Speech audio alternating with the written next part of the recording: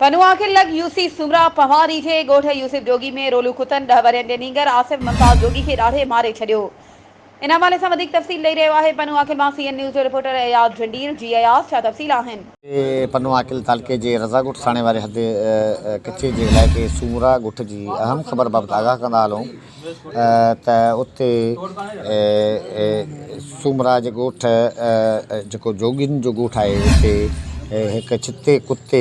4 सालनि जे नींगर आसिफ पुट मुमताज़ जोगी खे ॾाड़े विधो ऐं जंहिं बाद ज़ख़्मी नींगर आसिफ जोगी खे सीरियस हालत में पनुआखिल अस्पताल त आंदो वियो